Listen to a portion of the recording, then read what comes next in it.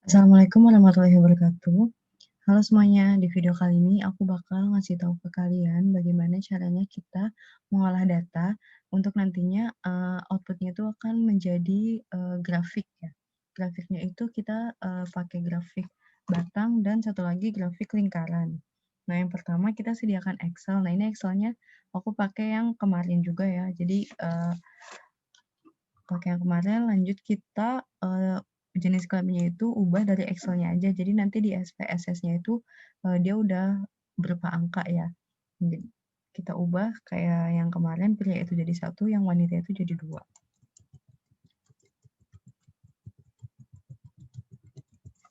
Nah, udah seperti ini. Lanjut kita ke sistem SPSS-nya. Nah, kita ke sistem SPSS-nya. Caranya sama ya, kita import data ke file, open data. Nah, di sini kita cari data yang tadi.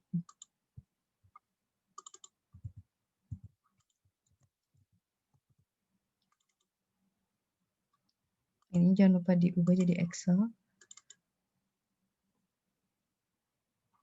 Ini tinggal oke.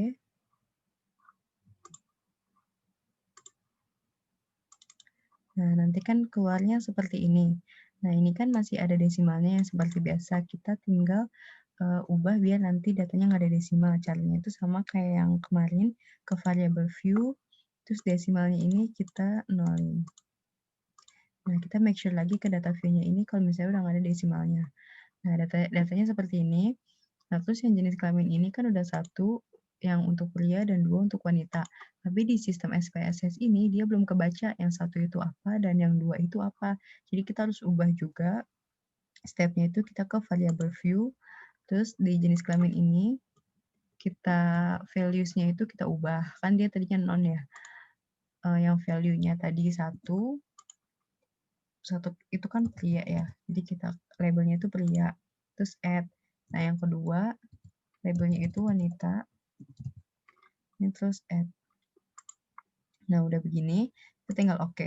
Nah, jadi values-nya itu dia kebaca kan, yang 1 itu untuk pria, dan yang 2 itu untuk wanita. Nah, lanjut kita ke data view. Nah, baru dari sini kita bisa membuat grafik. Grafiknya itu pertama kita membuat bar chart ya. Bar chart yang stepnya itu kita ke grab, terus legacy dialog, kita pilih bar. Yang pertama kita akan buat bar chart ya. Bar chart-nya itu yang simple, terus data in chart R-nya kita pilih yang summaries for groups of cases. Nah, ini langsung define aja. Nah, dari sini kita pilih yang jenis kelamin. Kenapa kita pilih yang jenis kelamin? Karena untuk bar chart dan pie chart itu nanti yang kedua kita akan bikin pie chart. Nah, untuk pie chart sama pie chart itu untuk data nominal atau ordinal dan juga data skala. Jadi kan di sini kita masukin yang jenis kelamin ya. Kita taruh di kategori axis, langsung kita oke.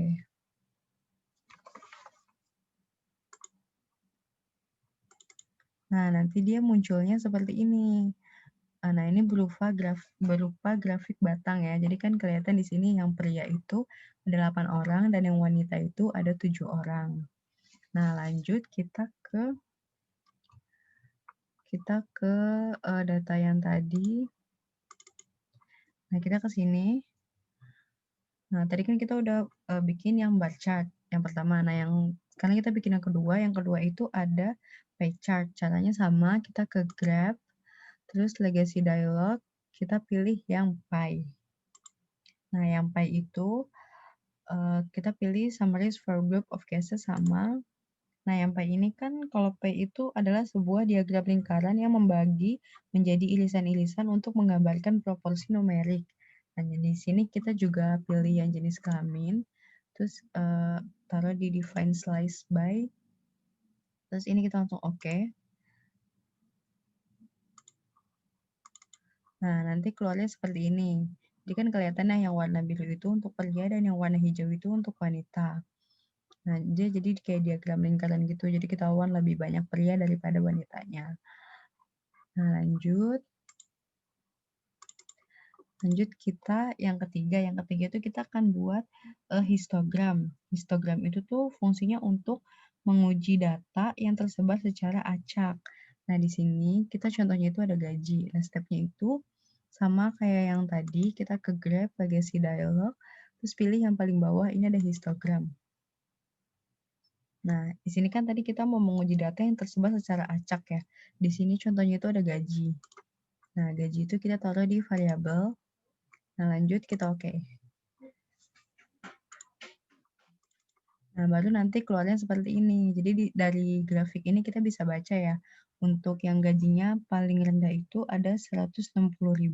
Nah, yang gajinya 160.000 itu ada 2 orang dan juga seterusnya. Nah, lanjut dari sini kita juga bisa bikin statistik deskriptif. Nah, sebelumnya kan juga kita udah bikin statistik deskriptif ya, cuma di sini kita lebih banyak gitu itemnya yang ditampilkan. Nah, di sini stepnya sama kayak yang kemarin, kita ke analis, deskriptif, statistik, terus kita ke deskriptif. Nah, di sini kita taruh semuanya ya, jenis kelamin, usia, gaji. Nah, di optionnya ini kan kalau yang kemarin kita cuma pakai aja yang di sini kan. Nah, sekarang kita tambahin sum, variance, range. Jadi di sini kita bisa lihat ada sumnya juga, ada variance-nya juga, dan ada range-nya. Terus di sini kita langsung continue, nah ini langsung oke.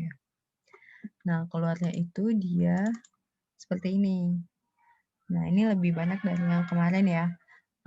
Di sini kan kita bisa lihat jenis kelaminnya itu dia data yang kebaca itu ada 15 orang ya, jenis kelamin 15 orang, terus usianya juga ada 15 orang, gajinya juga ada 15 orang. Nah, di sini kita bisa lihat range-nya itu jenis kelamin usia itu ada 17, terus usia minimumnya itu ada 22 tahun, usia maksimumnya juga ada 39 tahun. Terus jumlah dari usia 15 orang itu adalah 469. Nah, ini mean-nya, ini standar deviasi, dan ini variance-nya. Nah, lanjut dari data ini juga kita bisa buat presentase. Jadi kan tadi kalau standar deviasinya itu kan belum ada persentasenya kan. Nah, di sini kita bisa buat juga caranya tuh stepnya ke analis, terus deskriptif statistik, kita pilih yang frekuensi. Nah, untuk yang frekuensi ini kita pilih jenis kelamin, usia, gaji. Nah, persentase ini untuk memperoleh data koresponden berdasarkan karakteristik. Nah, di sini kan kita udah mindahin tuh tadi jenis kelamin, usia, dan gaji. Ini tinggal langsung okein aja. Nah, nanti keluarnya tuh seperti ini. Nah, ini kan frekuensi ya. Di sini kan statistiknya itu data yang valid itu ada 15, jadi data kita semua tuh kebaca ya. Yang missing itu ada 0. Nah, terus ini frekuensi tabelnya. Ini yang pertama ada jenis kelamin. Nah, jenis kelamin itu kan tadi pria ada 8 orang dan wanita ada 7 orang. Totalnya ada 15 orang. Nah, jadi persentasenya itu yang pria itu 53,3% dan yang wanita itu 46,7%. Nah, terus valid persennya juga sama kayak yang persen, jadi totalnya itu ada 100%. Nah, untuk yang usia, kita bisa lihat kan tadi usia minimumnya itu kan 22 tahun. Nah, yang 22 tahun itu dia frekuensinya ada 2 orang, jadi persentasenya itu dia ada 13,3%.